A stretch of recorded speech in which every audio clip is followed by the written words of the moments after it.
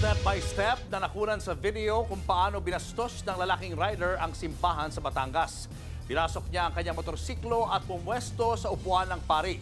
Depensa ng suspect, ginawa lang daw niya yan dahil sa kagustuhan niyang sumakses sa buhay. Nasa frontline ng balitang yan si Nina Ong Pauco. Sa kuhang ito ng CCTV, kitang walang pakundangang pumasok ang motorsiklong may magkaangkas na sakay sa loob ng Taal Basilica sa Batangas. Pumarada ang motorsiklo sa tapat ng altar. Naglakad palayo ang babaeng backride, habang ang rider dumiretso sa harap. Nag-sign of the cross siya bago umupo sa upuan ng pari. Itinaas ang paa at pumalakpak pa. Napanood ng caretaker ng simbahan ang paglapastangan ng lalaki sa simbahan. Kaya nagsumbong ito sa mga pulis na nagsagawa ng follow-up operation para mahuli ang lalaki. Napag-alamang nobya ng rider ang kasama niyang pumasok sa simbahan.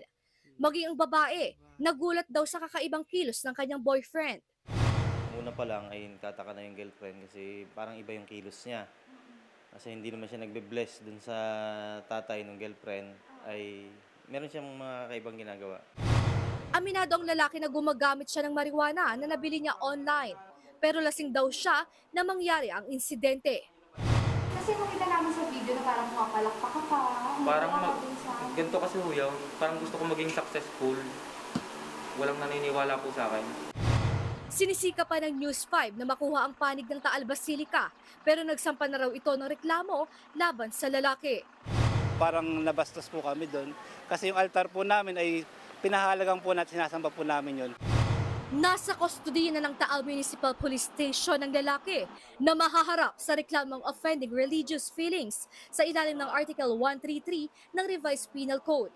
Nagbabalita mula sa frontline, Nina Ong Pauco, News 5. Mga kapatid, Julius Babaw po. Iba na ang may alam at may pakialam sa panahon ngayon. Para sa frontline ng mga balita, mag-follow at mag-subscribe sa social media pages ng News 5.